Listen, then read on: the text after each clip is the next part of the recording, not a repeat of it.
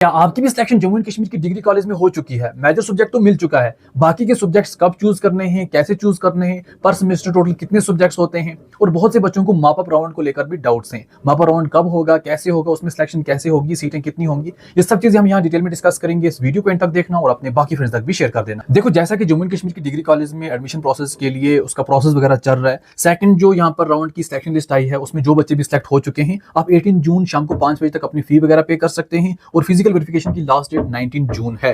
जो बच्चे सेलेक्ट हुए हैं, अगर फीस वगैरह पे नहीं करेंगे तो उनकी सीट कैंसिल हो जाएगी। अब उसी हिसाब से माप अप राउंड की बात करें, पहले माप अप राउंड की बात करेंगे, उसके बाद बाकी सब्जेक्ट्स कैसे चूज करने, कब चूज करने, उसकी बात करूंगा। तो 19 जून को जब एडमिशन प्रोसेस सेकंड राउंड का कंप्लीट हो जाएगा, शाम को पता चल जाएगा कितनी कॉलेज में किस सब्जेक्ट में कितनी सीटें वैकेंट हैं। तो जितनी जितनी सीटें वैकेंट होंगी, फिर उसी हिसाब से माप अप राउंड होगा उन्हीं सीट्स के लिए। माप अप राउंड की लिंक 21 जून से लेकर 25 जून तक ओपन रहेगा। जिन बच्चों ने रजिस्ट्रेशन नहीं भी की है, वो भी दोबारा रजिस्ट्रेशन कर सकते हैं।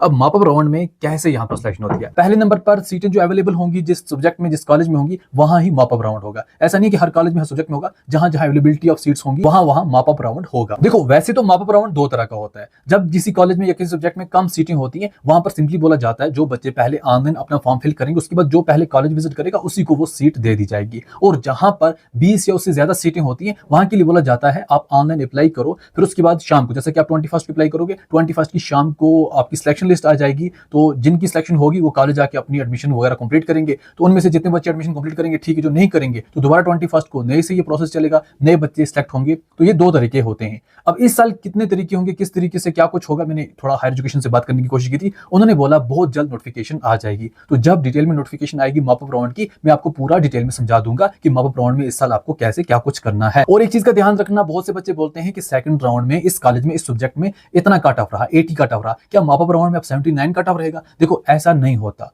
क्योंकि बहुत से ऐसे बच्चे हैं जिन्होंने रजिस्ट्रेशन नहीं भी की है। हो सकता है अमर सिंह में पॉलिटिकल में 3 सीटें हो फॉर एग्जांपल, तो वहां पर 498, 490 या 496 वाले 3 बच्चे चले जाएं तो उनकी सिलेक्शन हो जाएगी ना, कट ऑफ तो हाई चला गया। अब बात करते हैं जिन बच्चों की ऑलरेडी सिलेक्शन हो चुकी है, वो अब अपने बाकी के सब्जेक्ट्स कब चूज करेंगे, कैसे चूज करेंगे, क्योंकि अभी तो सिर्फ मेजर सब्जेक्ट मिला है। अभी आपने माइनर सब्जेक्ट चूज करने हैं, स्किल एनहांसमेंट चूज करना है, वैल्यू एडेड चूज करने हैं, मल्टीडिसिप्लिनरी चूज करने हैं, एबिलिटी एनहांसमेंट चूज करना है। आपको पहले सेमेस्टर में टोटल 7 सब्जेक्ट्स होंगे और उन्हीं 7 सब्जेक्ट्स का एग्जाम भी देना है। टेंशन मत लो, डरो मत, सबके आपको नोट्स फ्री ऑफ कॉस्ट और आपको प्रीवियस ईयर क्वेश्चन और बाकी गाइडेंस यहां पर मिलती रहेगी। इसीलिए इंस्टाग्राम और यूट्यूब पेज फॉलो करके रखो ताकि सभी अपडेट्स आपको टाइमली मिलती रहे। अब इन सब्जेक्ट्स को कब और कैसे चूज करना है? देखो, जैसे ही स्पॉट राउंड का एडमिशन प्रोसेस कंप्लीट होगा, फिलहाल के तौर पे अभी तो 25 जून लास्ट डेट रखी है, हो सकता है डेट एक्सटेंड भी हो जाए। तो जैसे स्पॉट राउंड का प्रोसेस कंप्लीट हो जाएगा, फिर उसके बाद जेके एडमिशन पोर्टल पर आपको माइनर सब्जेक्ट चूज करने के लिए लिंक ओपन हो जाएगी। माइनर सब्जेक्ट्स की आपने प्रेफरेंस देनी है। देखो, माइनर के लिए प्रेफरेंस क्यों रखी है? क्योंकि मेजर के बाद सबसे मोस्ट इंपॉर्टेंट सब्जेक्ट माइनर होता है। या फिर मैं ये बात बोलूं, जितना मेजर इंपॉर्टेंट है उतना माइनर भी है। आपकी जो भी मेजर और माइनर सब्जेक्ट्स होंगे, अगर आपके 6 सेमेस्टर कंप्लीट हो गए, आपकी ग्रेजुएशन कंप्लीट होगी,